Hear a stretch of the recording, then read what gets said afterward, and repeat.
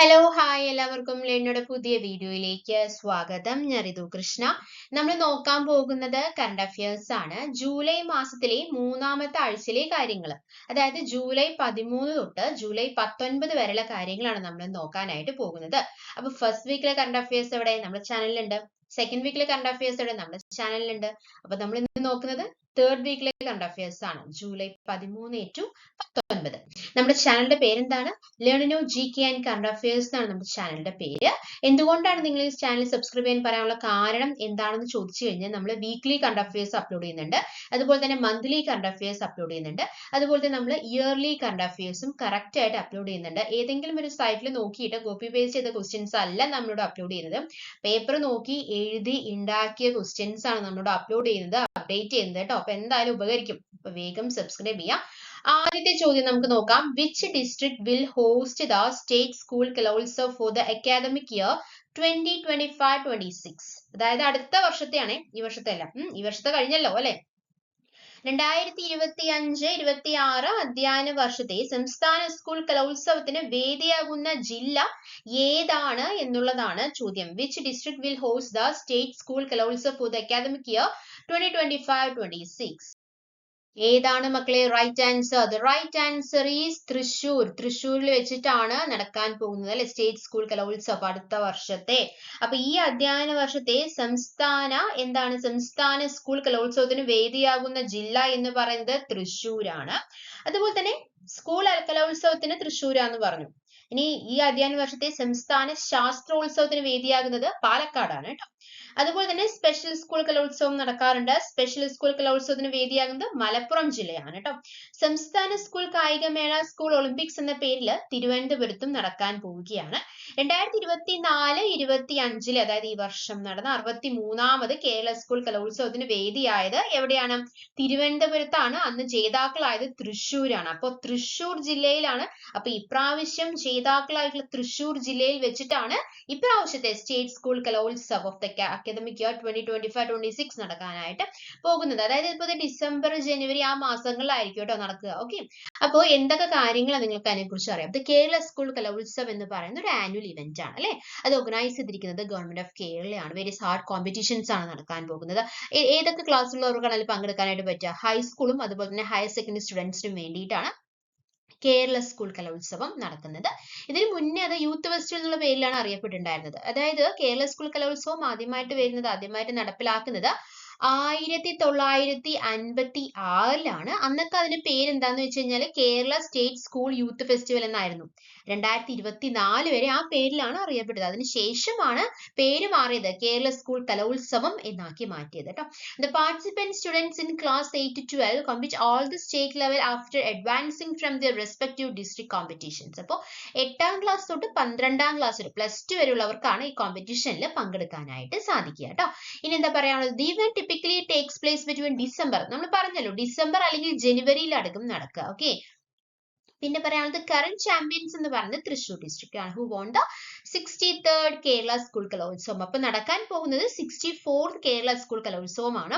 63rd Kerala school കലോത്സവവും അതുപോലെ തന്നെ 64th കേരള സ്കൂൾ കലോത്സവവും തൃശ്ശൂരായിട്ട് ബന്ധപ്പെട്ടിരിക്കുന്നു. എന്താണ് കാരണം? 63rd കേരള സ്കൂൾ കലോത്സവത്തിന്റെ ചാമ്പ്യൻസ് എന്ന് പറയുന്നത് തൃശ്ശൂരാണ്. അതുപോലെ തന്നെ 64th കേരള സ്കൂൾ കലോത്സവം നടക്കാൻ പോകുന്നതും തൃശ്ശൂരിൽ തന്നെയാണ് എന്നുള്ള കാര്യം മറക്കാതിരിക്കുക. ഓക്കെ അല്ലേ? പിന്നെ എന്താ പറയാനുള്ളത്? This was the district 6 overall victory with the last win in 1999. അപ്പൊ തൃശ്ശൂർ ഡിസ്ട്രിക്റ്റിന് 1999 ശേഷം 2024 2025 കിരീടം സ്വന്തമാക്കുന്നത്. ഓക്കെ, ഇനി അടുത്ത ചോദ്യത്തിലേക്ക് കടക്കാം. ഒരു സ്റ്റേറ്റ്മെന്റ് ടൈപ്പ് ഓഫ് ക്വസ്റ്റ്യൻസ് ആണ് കേട്ടോ. Which of the given statement are correct regarding KIFB? അതെന്താണെന്ന് അറിയാമല്ലോ. ആദ്യത്തെ സ്റ്റേറ്റ്മെന്റ് നോക്കാം. KIFB അല്ലെ. KIFB is a mechanism to raise funds for the development of infrastructure in the state of Kerala. That's the first statement. The current chairman of KIFB is a state finance minister KN Balagopal അല്ലെ, ബാലഗോപാൽ എന്നാണ് പറഞ്ഞിരിക്കുന്നത്. മൂന്നാമത്തെ എന്താണ്? Chief secretary A Jayathilak is a vice chairman of KIIFB എന്ന് പറഞ്ഞിട്ടുണ്ട് കേട്ടോ. Okay, അപ്പൊ എന്താണ് പറയാനുള്ളത്? അതായത് തന്നിരിക്കുന്ന പ്രസ്താവനകളിൽ കിഫ്ബിയുമായി ബന്ധപ്പെട്ട ശരിയായ പ്രസ്താവനകൾ ഏതാണ് എന്നുള്ളതാണ് ചോദിച്ചിരിക്കുന്നത്. ആദ്യത്തെ പ്രസ്താവന എന്താണ്? കേരള സംസ്ഥാനത്തിന്റെ അടിസ്ഥാന സൗകര്യ വികസനത്തിനായി പണം സംഭരിക്കാനുള്ള ഒരു സംവിധാനമാണ് കിഫ്ബി. അത് ശരിയാണല്ലോ, ശരിയാണ്. കിഫ്ബിയുടെ നിലവിലെ ചെയർമാൻ സംസ്ഥാന ധനകാര്യമന്ത്രി KN ബാലഗോപാലാണ്. അത് തെറ്റാണ്. മൂന്നാമത്തെ, ചീഫ് സെക്രട്ടറി A ജയതിലകാണ് കിഫ്ബിയുടെ വൈസ് ചെയർമാൻ. അതും തെറ്റാണ്. അപ്പോ ഏതാണ് മക്കളെ ശരി? വീണ്ടും option A only one is correct. Option B first and second are correct. Option C first and third are correct. Option D 1, 2, 3 are correct. അതായത് all of the above എന്ന് പറഞ്ഞിരിക്കുന്നത്. The right answer is option A only one is correct. KIIFB എന്ന് പറഞ്ഞാൽ എന്താണ്? Kerala infrastructure investment fund board ആണ്. അപ്പൊ അതും തന്നെ നമുക്ക് മനസ്സിലാക്കാം. KIIFB is a mechanism to raise funds for the development of the infrastructure in the state of Kerala. അല്ലെ? അതിനെ കുറിച്ച് നമുക്ക് ഡീറ്റെയിൽ ആയിട്ട് നോക്കാം. The Kerala Infrastructure Investment Fund Board അഥവാ KIIFB is a state owned entity established to finance and implement large scale infrastructure projects in Kerala. അല്ലെ? കേരള സംസ്ഥാനത്തിന്റെ അടിസ്ഥാന സൗകര്യ വികസനത്തിനായിട്ട് പണം സംഭരിക്കാനുള്ള ഒരു സംവിധാനമാണ് ഈ കിഫ്ബി എന്ന് പറയുന്നത്. അല്ലെ? കേരള സംസ്ഥാനത്തെ, അതാണ് നമ്മളിപ്പോ പറഞ്ഞത്, 1999 Kerala infrastructure investment fund act പ്രകാരം 1999 നവംബർ 11 കിഫ്ബി നിലവിൽ വരുന്നത് കേട്ടോ. ഓക്കെ, പിന്നെ എന്താ പറയുന്നത്?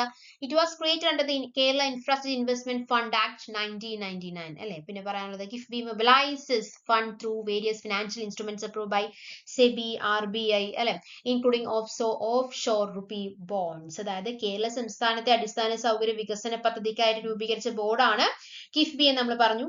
1999 Kerala infrastructure investment fund act, അതായത് 2000 അത് ആക്ട് 4 ആണ് വന്നിരിക്കുന്നത്. പ്രകാരം 1999 നവംബർ 11 കിഫ്ബി നിലവിൽ വന്നത്. ജലസേചനം, റോഡുകൾ, വൈദ്യുതി, ജലവിതരണം, ഉൾനാടൻ ജലഗതാഗതം, തുറമുഖങ്ങൾ, ഖരമാലിന്യ മാനേജ്മെന്റ്, ഡ്രെയിനേജ് എന്നീ മേഖലകളിലെ പദ്ധതിക്ക് നിക്ഷേപം നൽകുക എന്നതുള്ളതാണ് ഇത് ഫണ്ടിന്റെ പ്രധാന ലക്ഷ്യം എന്ന് പറയുന്നത്. അപ്പൊ EK നായനാർ സർക്കാരിന്റെ കാലത്താണ് കിഫ്ബി രൂപീകരിച്ചത്. ആരാണ് ചെയർപേഴ്സൺ? ആരാണ്? ഇവിടെ നമ്മൾ പറഞ്ഞു ചീഫ് സെക്രട്ടറി ആണ്, വൈസ് ചെയർമാൻ എന്നോ അങ്ങനെ എന്തോ നമ്മൾ നമ്മുടെ ഓപ്ഷൻസിൽ പറഞ്ഞിട്ടുണ്ടായിരുന്നല്ലോ. എന്താ പറഞ്ഞത്? പക്ഷെ ചെയർമാൻ ആരാണ്? മുഖ്യമന്ത്രി, കറന്റ് മുഖ്യമന്ത്രിയാണ് പിണറായി വിജയനാണ് കിഫ്ബി ചെയർപേഴ്സൺ എന്ന് പറയുന്നത്. ഓക്കെ, വൈസ് ചെയർപേഴ്സൺ സ്ഥാനം വഹിക്കുന്നത് സംസ്ഥാന ധനകാര്യ മന്ത്രിയാണ് കേട്ടോ. വൈസ് ചെയർപേഴ്സൺ ആരാണ്? അപ്പൊ ചെയർമാൻ നമ്മൾ ഓപ്ഷൻസിൽ നേരെ തിരിച്ചാ കൊടുത്തിട്ടുണ്ടായിരുന്നത്. സെക്കൻഡ് ഓപ്ഷൻ എന്ന് പറയുന്നത് കിഫ്ബിയുടെ നിലവിലെ ചെയർമാൻ സംസ്ഥാന ധനകാര്യ മന്ത്രി KN ബാലഗോപാൽ ആണ് എന്നാണ് പറഞ്ഞത്. എന്നാൽ അദ്ദേഹം വൈസ് ചെയർപേഴ്സൺ ആണ്. ചെയർമാൻ ആരാണ്? മുഖ്യമന്ത്രിയാണ് കേട്ടോ. Okay, CEO and member secretary, X official secretary finance infrastructure ആരാണ്? ഡോക്ടർ KM ഇബ്രാഹിം ആണ്. ഓക്കെ, അപ്പൊ കാര്യങ്ങൾ വ്യക്തമായി മനസ്സിലായെന്ന് പ്രതീക്ഷിക്കുന്നു. The Chief Minister of Kerala serves as the chairperson of the board with the finance minister as vice chairperson. അപ്പൊ ഈ കാര്യം മനസ്സിലാക്കാലോ. അതായത് ഈ കിഫ്ബിയുടെ ചെയർമാൻ എന്ന് പറയുന്നത് ചീഫ് മിനിസ്റ്റർ ഓഫ് കേരളയാണ്. അതുപോലെ തന്നെ വൈസ് ചെയർപേഴ്സൺ എന്ന് പറയുന്നത് ഫിനാൻസ് മിനിസ്റ്റർ ആണ്. കിഫ്ബി എപ്പോഴാണ് രൂപം കൊണ്ടത്? EK നായനാർ സർക്കാരിന്റെ കാലത്താണ് കിഫ്ബി രൂപം കൊണ്ടത്. പിന്നെന്താണ് പറയാനുള്ളത്? ഇതിന്റെ പർപ്പസ് എന്താണ്? അപ്പൊ നമ്മൾ പറഞ്ഞു പർപ്പസ്, നമ്മൾ പറഞ്ഞു എന്താണ്? ജലസേചനം, റോഡുകൾ, വൈദ്യുതി, ജലവിതരണം, ഉൾനാടൻ ജലഗതാഗതം, തുറമുഖങ്ങൾ, ഖരമാലിന്യ മാനേജ്മെന്റ്, ഡ്രെയിനേജ് എന്നീ മേഖലകളിലെ പദ്ധതികൾക്ക് നിക്ഷേപം നൽകുക എന്നതാണ് ഫണ്ടിന്റെ പ്രധാന ലക്ഷ്യം. അല്ലെ? KIIFB aims to provide investment for critical and large infrastructure projects in Kerala covering sectors like roads, power, irrigation, water supply, ports, inland navigation, solid waste management and drainage. Establishment, അത് നമ്മൾ പറഞ്ഞു 1999 അല്ലെ? 1999 Kerala infrastructure investment fund act പ്രകാരമാണ് November 11 KIIFB നിലവിൽ വന്നത്. അല്ലെ? KIIFB was established on November 11, 1999 under the Kerala Infrastructure Investment Fund Act. Funding. KIFBI utilizes a variety of financial instruments to raise funds, including offshore rupee bonds. The state government also guarantees the repayment of KIFBI debt obligations. Okay, Le. Any governance. Chief Minister of Kerala is the chairperson of the board and Finance Ministry is the vice chairperson. നമ്മൾ പറഞ്ഞു വീണ്ടും എന്തിനാണ് പറയുന്നത്? മനസ്സിലാകാൻ വേണ്ടിയിട്ടാണ്. ഒരു കാര്യം 2, 3 പ്രാവശ്യം പറഞ്ഞ് നമ്മുടെ ബ്രെയിനിൽ അത് സെറ്റ് ആവും. Okay, key function. KIFBI assists the government and its agencies in various aspects of infrastructure development, including management consultancy, financial consultancy, issue advisory and legal consultancy.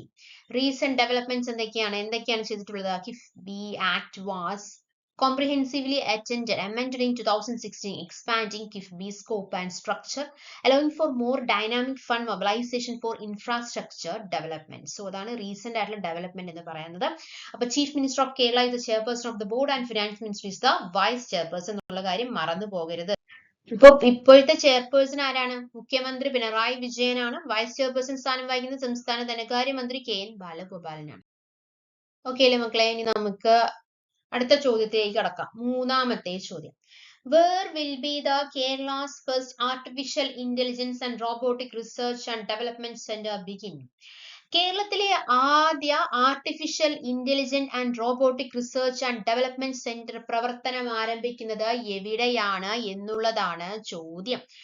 എവിടെയാണ്? The right answer is Kollam. കൊല്ലത്താണ് എന്ത് കേരളത്തിലെ ആദ്യ artificial intelligence and robotic research and development centre പ്രവർത്തനം ആരംഭിക്കുന്നത്. സംസ്ഥാനത്തെ തന്നെ ആദ്യ artificial intelligence and robotic research and development centre Kollam ജില്ലയിലെ കൊട്ടാരക്കരയിലെ നെടുവത്തൂരില് മുഖ്യമന്ത്രി പിണറായി വിജയനാണ് ഉദ്ഘാടനം ചെയ്തത്. മെട്രോ നഗരങ്ങളിൽ കേന്ദ്രീകരിച്ചിരിക്കുന്ന തൊഴിൽ ഹബ്ബുകളും അതുപോലെ തന്നെ IT പാർക്കുകളും ഗ്രാമങ്ങളിലേക്ക് കൂടി എത്തിക്കുന്നതിന്റെ ആദ്യ പടിയായിട്ടാണ് ആഗോള IT കമ്പനി ആയിട്ടുള്ള സോഹോ കോർപ്പറേഷൻ സംസ്ഥാന സർക്കാർ കൊട്ടാരക്കരയിലേക്ക് ക്ഷണിച്ചിരിക്കുന്നത്. കൊട്ടാരക്കര IHRD എഞ്ചിനീയറിംഗ് കോളേജിലെ ക്യാമ്പസ് ഇൻഡസ്ട്രിയൽ പാർക്കിലെ കേരള സ്റ്റാർട്ടപ്പ് മിഷന്റെ ലീപ് സെന്ററിൽ 1.5 വർഷം മുമ്പ് സോഹോ പ്രവർത്തനം ആരംഭിച്ചിട്ടുണ്ടായിരുന്നു. IT സോഫ്റ്റ്വെയർ, ഓഫീസ് സ്യൂട്ടുകൾ, മെയിൻ സംവിധാനങ്ങൾ തുടങ്ങി സ്ഥാപനങ്ങളുടെ ദൈനംദിന ഭരണപരമായ കാര്യങ്ങൾ സുഗമമാക്കുന്ന തരത്തിലുള്ള സോഫ്റ്റ്വെയർ ഉൽപ്പന്നങ്ങൾ നിർമ്മിക്കുന്ന സ്ഥാപനമാണ് ഇത് സോഹോ കോർപ്പറേഷൻ എന്ന് പറയുന്നത്. അപ്പോൾ സോഹോ കോർപ്പറേഷന് കീഴിലാണ് മെട്രോ നഗരങ്ങളിലും കേന്ദ്രീകരിച്ചിരിക്കുന്ന തൊഴിൽ ഹബ്ബുകളും IT പാർക്കുകളും ഗ്രാമങ്ങളിലേക്ക് കൂടി എത്തിക്കുന്നതിന്റെ ആദ്യ പടിയായിട്ടുള്ള ആഗോള IT കമ്പനി ആയിട്ടുള്ള സോഹോ കോർപ്പറേഷന് ആ കോർപ്പറേഷന്റെ ഭാഗമായിട്ടാണ് കേരളത്തിലെ ആദ്യ artificial intelligence and robotic research and development centre കൊല്ലത്ത് ആരംഭിച്ചിരിക്കുന്നത്. ഓക്കെ അല്ലേ? അടുത്തത് നാലാമത്തെ ചോദ്യം. Which is the new national sports policy was approved by the Union Cabinet in 2025? അതായത് 2025 ജൂലൈയില് കേന്ദ്ര മന്ത്രിസഭ അംഗീകാരം നൽകിയ പുതിയ ദേശീയ കായിക നയം ഏതാണ് എന്നുള്ളതാണ് ചോദ്യം. ഏതാണ്? The right answer is Khelo Bharat നീതി 2025.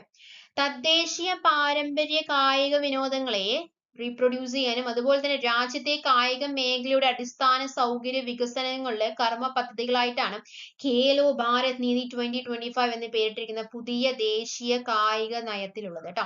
അപ്പൊ expand Khelo India for talent scouting and integrate sports into school, അതാണ് മെയിൻ എയിം എന്ന് പറയുന്നത്. ഗ്രാസ് റൂട്ട് ഫോക്കസ് എന്ന് പറയുന്നത്. ഇൻഫ്രാസ്ട്രക്ചർ കൊണ്ട് എന്താണ് ഉദ്ദേശിക്കുന്നത്? കാരണം അവിടെ പ്രൊവൈഡ് ചെയ്തിട്ടുണ്ട്. എന്താ? അപ്ഗ്രേഡ്സ് ഫെസിലിറ്റീസ് വെ public private partnership and CSR, promotes participating from women and marginalized group, strengthen sports federation and introduce leagues like the Shooting League of India, scholarship 5 lakh per year for 8 years and job opportunities for the medalists to boost fitness, national pride and India's global sports presence. അപ്പോൾ സ്പോർട്സിന്റെ importance പഠനത്തിൽ കൂട്ടുക എന്നുള്ള ഒരു എയിമോടെയാണ് എന്ത് വന്നിരിക്കുന്നത്? ഖേലോ ഭാരത് നീതി 2025 വന്നിരിക്കുന്നത്. അതായത് സേ നോ ടു ഡ്രഗ്സ് എന്ന് നമ്മൾ പറയാറുണ്ട് അല്ലെ? Say no to drugs. അതപ്പോ അതിനുള്ള ആദ്യ ഒരു ചുവടുവെപ്പ് തന്നെയാണ് സ്പോർട്സിലേക്ക് കുട്ടികളെ ഇറക്കുക എന്നുള്ളത്. കാര്യം അവർ എന്തിലെങ്കിലും ആക്റ്റീവായി കഴിഞ്ഞു കഴിഞ്ഞാൽ ഈ ഒരു നെഗറ്റീവ് റൂട്ടിലേക്ക് അവർ പോകത്തില്ല. ഓക്കെ. ഉത്തേജക ഉപയോഗം തടയാൻ നിയമനിർമ്മാണം ഉൾപ്പെടെ സുപ്രധാന നിർദ്ദേശങ്ങൾ അടങ്ങിയ ദേശീയ കായിക നയത്തിനാണ് കേന്ദ്ര മന്ത്രിസഭ അംഗീകാരം നൽകിയിട്ടുള്ളത്. കായിക രംഗത്ത് രാജ്യാന്തര നേട്ടങ്ങൾ കൈവരിക്കുക, കോർപ്പറേറ്റുകളുടെ സഹകരണത്തോടെ രാജ്യത്തെ കായിക സമ്പദ് വ്യവസ്ഥയെ ഉത്തേജിപ്പിക്കുക, താഴെത്തട്ടിലുള്ള പദ്ധതികളിലൂടെ കായിക മേഖലയെ ജനകീയമാക്കുക, ഗ്രാമങ്ങളിലും നഗരങ്ങളിലും അടിസ്ഥാന സൗകര്യങ്ങൾ വികസിപ്പിക്കുക, വിദ്യാഭ്യാസ സമ്പ്രദായത്തിലെ കായിക മേഖലയെ ഉൾപ്പെടുത്തുക എന്നീ 5 ലക്ഷ്യങ്ങളാണ് ഖേലോ ഭാരത് നീതി 2025 കായിക നയത്തിലുള്ളത്. അതുപോലെ തന്നെ സ്കൂളുകൾ, കോളേജുകൾ, യൂണിവേഴ്സിറ്റികൾ, പ്രാദേശിക ക്ലബ്ബുകൾ, കമ്മ്യൂണിറ്റി സെന്ററുകൾ എന്നിവിടങ്ങളിൽ കായിക മേളകൾ, ക്യാമ്പുകൾ, ലീഗ് മത്സരങ്ങൾ എന്നിവ സംഘടിപ്പിക്കുക. കായിക താരങ്ങൾക്ക് പരിശീലനം, ശാസ്ത്രീയ പിന്തുണ, പ്രശ്നപരിഹാര സംവിധാനങ്ങൾ, വിരമിക്കലിന് ശേഷമുള്ള സാമ്പത്തിക പിന്തുണ എന്നിവയ്ക്കായിട്ട് സമഗ്ര പദ്ധതിയും നയത്തിന്റെ ഭാഗമായിട്ട് ആവിഷ്കരിക്കും. ഖേലോ ഭാരത് നീതി 2025. 2001 ദേശീയ കായിക നയം പൂർണ്ണമായും പരിഷ്കരിച്ചിട്ടുള്ളതാണ് ഏത്? ഖേലോ ഭാരത് നീതി 2025 എന്ന് പറയുന്നത്. ഓക്കെ, അപ്പൊ സേ നോ ടു ഡ്രഗ്സിന്റെ ആദ്യ ചുവടുവയ്പ്പാണ് ഖേലോ ഭാരത് നീതി 2025 എന്ന് വേണമെങ്കിൽ നമുക്ക് പറയാം. അടുത്ത ചോദ്യം, അഞ്ചാമത്തെ ചോദ്യമാണ്. Which country has recently launched a climate monitoring satellite on its H2A rocket? ഏത് രാജ്യമാണ്?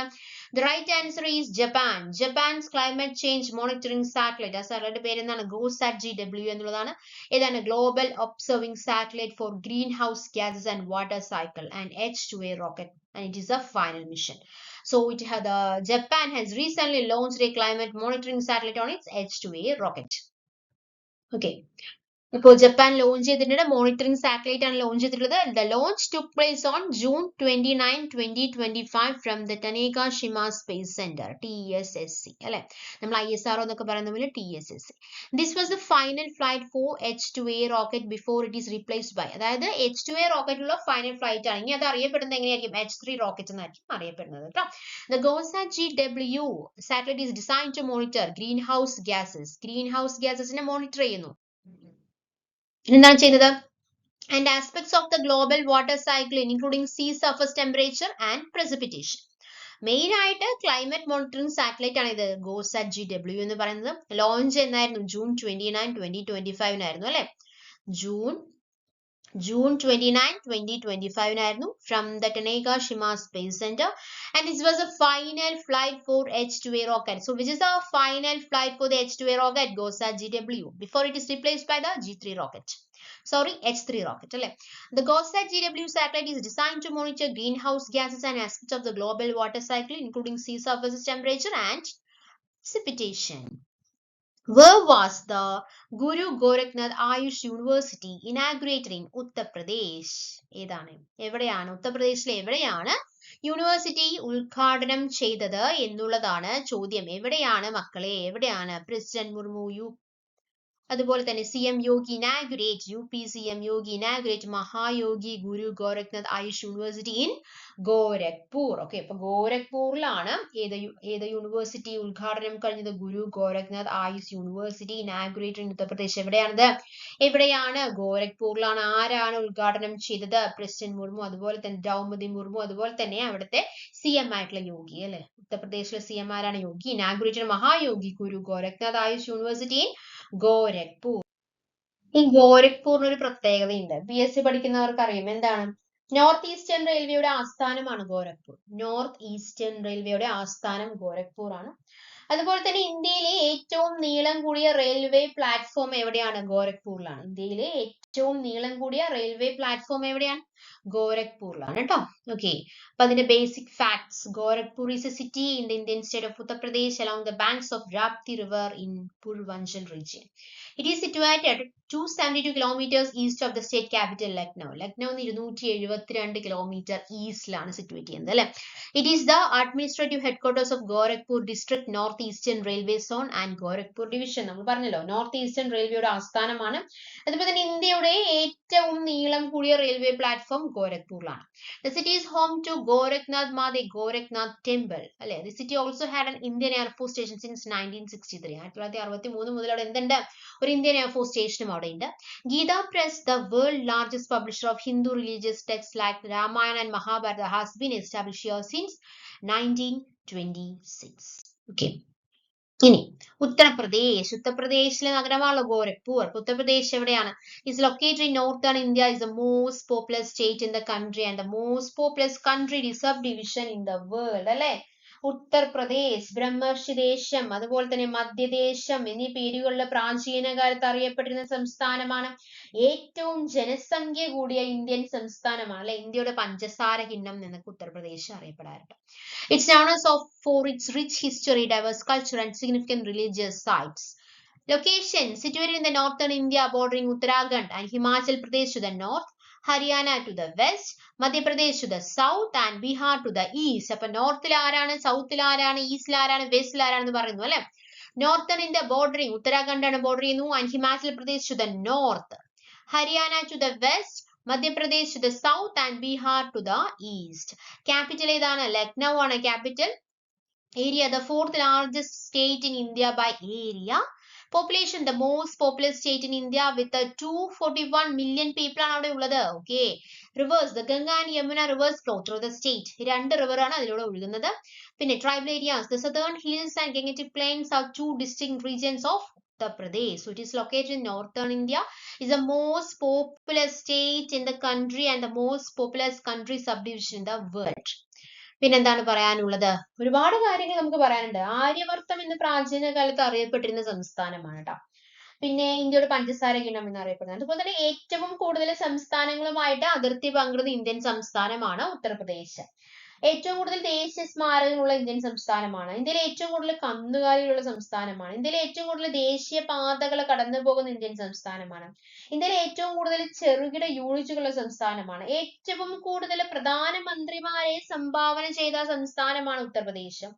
നിലവിൽ വന്നത് 1950 ജനുവരി 26-നാണ്. തലസ്ഥാനം ലക്നൗ ആണ്. സംസ്ഥാന മൃഗം ചതുപ്പുനില മാൻ. സംസ്ഥാന പക്ഷി സരസക്കൊക്ക്. സംസ്ഥാന പുഷ്പം ബ്രഹ്മകമലനാണ്. യുണൈറ്റഡ് പ്രൊവിൻസ് എന്നറിയപ്പെടുന്ന ഇന്ത്യൻ സംസ്ഥാനം അത് ഏതാണെന്ന് ചോദിച്ചാൽ റെഡ് ആൻസർ ഉള്ളത് ഏതാണ്? ഉത്തർപ്രദേശ് ആണ് കേട്ടോ. ഓക്കെ, അടുത്ത ചോദ്യം, ഏഴാമത്തെ ചോദ്യം, where was the first ever Asian Indian cruise dialogue inaugurated എന്നാണ് ചോദിച്ചിരിക്കുന്നത്. നമുക്ക് നോക്കാം എവിടെയാണ്. The right answer is ചെന്നൈയിലാണ് അല്ലെ. Recently the first ever Asian Indian cruise dialogue was inaugurated in Chennai, marking the milestone in maritime cooperation between India and Southeast Asian countries. The event took place abroad MV Empress at Chennai port with over 30 delegates from all the 10 Asian nations and timer list. അപ്പോൾ ചെന്നൈയിലാണ് in the first ever Asian Indian cruise dialogue inaugurated അല്ലെ. ചെന്നൈയുടെ ആദ്യകാല നാമം എന്തായിരുന്നു? മദ്രാസ് എന്നായിരുന്നു അല്ലെ. മദ്രാസ് പട്ടണത്തിന്റെ സ്ഥാപകൻ ആരാണ്? ഫ്രാൻസിസ് ഡേ ആണ്. മദ്രാസ് എന്ന പേര് ചെന്നൈ എന്ന് പുനർനാമകരണം ചെയ്തത് 1996-ലാണ്. തെക്കനേഷ്യയിലെ ഡെട്രോയിറ്റ് എന്നറിയപ്പെടുന്ന നഗരമാണ് ചെന്നൈ. ഒന്നാം ലോക മഹായുദ്ധകാലത്ത് ജർമ്മനി ആക്രമിച്ച ഇന്ത്യൻ നഗരവും ഏത് തന്നെയാണ്? ചെന്നൈ തന്നെയാണ്. ചെന്നൈയിലൂടെ ഒഴുകുന്ന പ്രധാന നദികൾ ഏതാണ്? കൂവം, ആടയാർ തുടങ്ങിയവയാണ് ചെന്നൈയിലൂടെ ഒഴുകുന്ന പ്രധാന നദികൾ. Okay, Chennai formerly known as Madras is the capital city of Tamil Nadu, India, and a major cultural economic hub on the Coromandel coast. It is known as the gateway to the South India. അല്ലെ, gateway to the South India എന്നറിയപ്പെടുന്നു Chennai. And the Detroit of India due its automobile industry. The city boasts a rich history, vibrant art scene, and is a central for education and healthcare. Location situated in the Coromandel coast of the Bay of Bengal, capital of Tamil Nadu state ആണ് formerly known as Madras എന്നാണ് ആദ്യം അറിയപ്പെട്ടിരുന്നത്. ആ മദ്രാസ് എന്നുള്ള പേര് ചെന്നൈ എന്ന് പുനർനാമകരണം ചെയ്തത് 1996-ലാണ് കേട്ടോ. പിന്നെ nickname gateway to South India, Detroit of India എന്ന് പറയുന്നു ചെന്നൈനെ. Economy, a major centre for the automobile industry, IT അല്ലെ. IT ഫീൽഡ് ഒരുപാട് IT സെക്ടേഴ്സ് ഉള്ള ഒരു സ്റ്റേറ്റ് അല്ല ഒരു നഗരം തന്നെയാണ് ഇത് ചെന്നൈ എന്ന് പറയുന്നത്. Culture, renowned for classical arts, music including Bharatanatyam and Tamil film industry, Kollywood എന്നാണ് അറിയപ്പെടുന്നത് അല്ലെ. History, founded by the British East Indian Company in 1639 കണ്ടുപിടിച്ചു എന്നാണ് അറിയപ്പെടുന്നത്. Corporation, the Great Chennai Corporation is the oldest municipal corporation of India. So which is the oldest municipal corporation? The Greater Chennai Corporation. Climate, hot and humid with a mean temperature of 32 degrees Celsius in May but moderated by sea breeze. Population, one of the largest cities in India with a population of exceeding 7 million. Okay, ഇനി ചെന്നൈന്റെ ഒരു അറിയാത്തൊരു കാര്യം, unknown facts അല്ലെങ്കിൽ interesting facts about Chennai എന്ന് പറയുകയാണെങ്കിൽ, the name Chennai എന്ന് പറയുന്നത് ഒരു തെലുങ്കു ലാംഗ്വേജ് ഒറിജിൻ ആണ് എന്ന് അറിയപ്പെടുന്നുണ്ട്. അതുപോലെ തന്നെ Chennai is the only city in India that was attacked during the world war first. അപ്പോൾ ഒന്നാം ലോക മഹായുദ്ധത്ത് ഇന്ത്യയിൽ ആക്രമിക്കപ്പെട്ട ഒരു സിറ്റി എന്ന് പറയുന്നത് ചെന്നൈ ആണ് കേട്ടോ. പിന്നെ Tamil Nadu located in the southern India is known for its rich history, vibrant culture and diverse landscape. The state's official language is Tamil, one of the world's oldest classical language. Tamil ആണ് official language എന്ന് പറയുന്നത്. Its capital is Chennai and significant player in India's automotive and IT industries. Okay, പിന്നെ എന്താണ് പറയാനുള്ളത്? Capital Chennai ആണ്. തമിഴ്നാടിന്റെ official language തമിഴാണ്. Area ഇത്രയും kilometres ഉണ്ട് അല്ലെ. എത്രയാണ് പറയുന്നത്? എത്ര കിലോമീറ്റേഴ്സ് ആണ്? എത്ര സ്ക്വയർ കിലോമീറ്റേഴ്സ് ആണ്? അല്ലേ? 1,30,3058 സ്ക്വയർ കിലോമീറ്റർ ആണ് അതിന്റെ ഏരിയ പറയുന്നത്. പോപ്പുലേഷൻ അപ്രോക്സിമേറ്റ്ലി 72 മില്യൺ പോപ്പുലേഷൻസ് പറയുന്നുണ്ട്. Date of formation 1969 January 14th formation എന്ന് പറയുന്നുണ്ട്. സംസ്ഥാന മൃഗം വരയാടാണ് കേട്ടോ. സംസ്ഥാന പക്ഷി മരതകപ്രാവാണ്. സംസ്ഥാന പുഷ്പം ഗ്ലോറിയാസ ലില്ലിയാണ്. Coastline 9-10 kilometer and location southernmost state of India bordered by Andhra Pradesh, Karnataka and Kerala. Rich cultural heritage നമ്മൾ പറഞ്ഞു.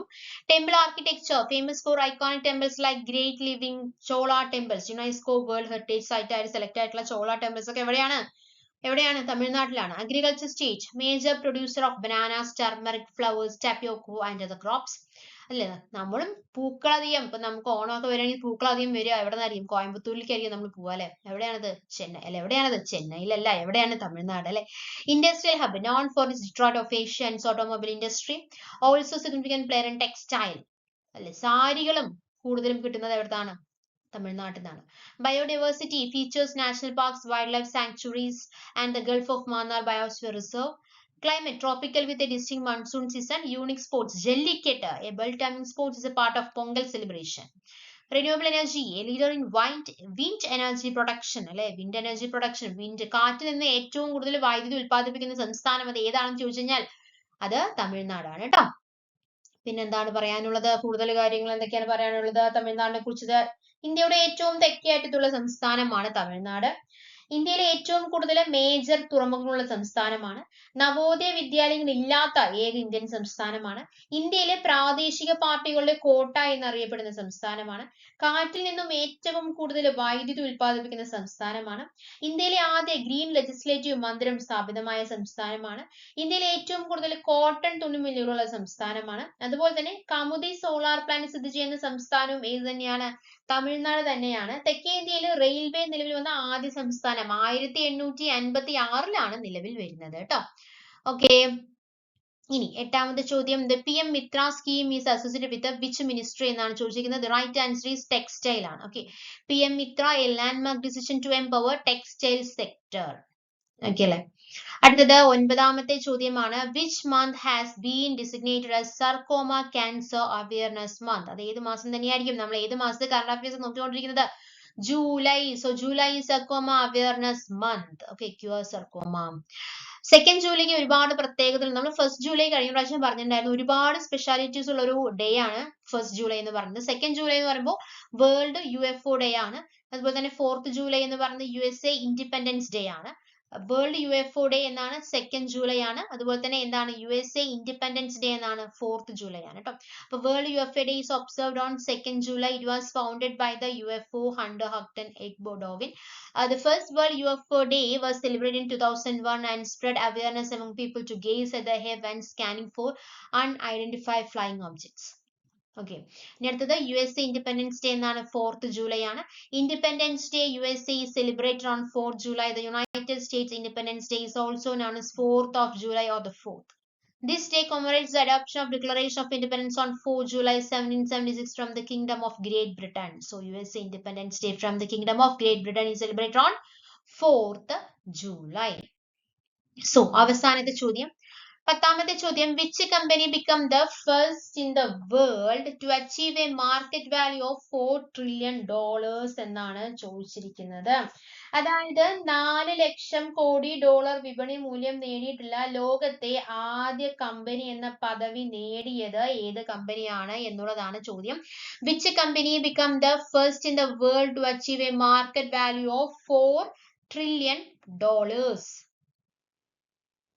ഏതാണ് right answer? The right answer is NVIDIA. എന്താണ്? 4 ലക്ഷം കോടി ഡോളർ വിപണി മൂല്യം നേടുന്ന ലോകത്തെ ആദ്യ കമ്പനി എന്ന പദവിയോടെ അമേരിക്കയിലെ പ്രമുഖ ചിപ്പ് നിർമ്മാതാക്കളായിട്ടുള്ള NVIDIA ചരിത്രം സൃഷ്ടിച്ചിരിക്കുകയാണ്. ജനറേറ്റീവ് നിർമ്മിത ബുദ്ധി രംഗത്തുണ്ടാകുന്ന കുതിപ്പാണ് NVIDIAയുടെ ഓഹരി വിപണി ഉയർത്തിയിട്ടുള്ളത് കേട്ടോ. മൈക്രോസോഫ്റ്റിനെയും അതുപോലെ തന്നെ ആപ്പിളിനെയും പിന്തള്ളിയാണ് NVIDIAയുടെ കുതിപ്പ്. 1993 കമ്പനി സ്ഥാപിതമായത്. 1993. നിർമ്മിത ബുദ്ധിയിലെ താരമായ ചാറ്റ് ജിപിയുടെ വരവോടെയാണ് കമ്പനി ആഗോള ശ്രദ്ധയിലേക്ക് ഉയർന്നിട്ടുള്ളത്. അപ്പോൾ 4 ലക്ഷം കോടി ഡോളർ വിപണി മൂല്യം നേടിയിട്ടുള്ള ലോകത്തെ ആദ്യ കമ്പനി എന്ന പദവിയോടെ അമേരിക്കയിലെ പ്രമുഖ ചിപ്പ് നിർമ്മാതാക്കളായിട്ടുള്ള എൻവിഡിയ ചരിത്രം സൃഷ്ടിച്ചിരിക്കുകയാണ്. ജനറേറ്റീവ്, അതായത് ഈ ചാറ്റ് ജിപിടി വന്നല്ലോ, ഈ ചാറ്റ് ജിപിയുടെ വരവോടെയാണ് കമ്പനി ആഗോള ശ്രദ്ധയിലേക്ക് ഉയർന്നിട്ടുള്ളത്. അപ്പൊ അതുപോലെ തന്നെ മൈക്രോസോഫ്റ്റിനെയും അതുപോലെ തന്നെ ആപ്പിളിനെയൊക്കെ പിന്തള്ളിയായിട്ടാണ് എൻവിയുടെ കുതിപ്പ് എന്ന് പറയുന്നത്. Nvidia is the company become the first in the world to achieve a market value of $4 trillion. Okay, അപ്പൊ നമ്മള് ജൂലൈ മാസത്തിലെ 3-ാമത്തെ ആഴ്ചയിലെ കാര്യങ്ങളാണ് നമ്മൾ നോക്കിയത്. ഒരുപാട് കാര്യങ്ങള് വിത്ത് ഡിസ്ക്രിപ്ഷൻസ് വിത്ത് പിക്ചേഴ്സ് നമ്മൾ ഡിസ്കസ് ചെയ്തിരുന്നു. എടുത്ത കാര്യങ്ങളെല്ലാം നിങ്ങൾക്ക് വളരെ വ്യക്തമായി മനസ്സിലായെന്ന് പ്രതീക്ഷിക്കുന്നു, ഉപകാരപ്പെട്ടു എന്ന് പ്രതീക്ഷിക്കുന്നു. അങ്ങനെ ഉപകാരപ്പെട്ടിട്ടുണ്ടെങ്കിൽ നമ്മുടെ ചാനൽ സബ്സ്ക്രൈബ് ചെയ്യുക, സപ്പോർട്ട് ചെയ്യുക. Thank you, thanks for your time, by.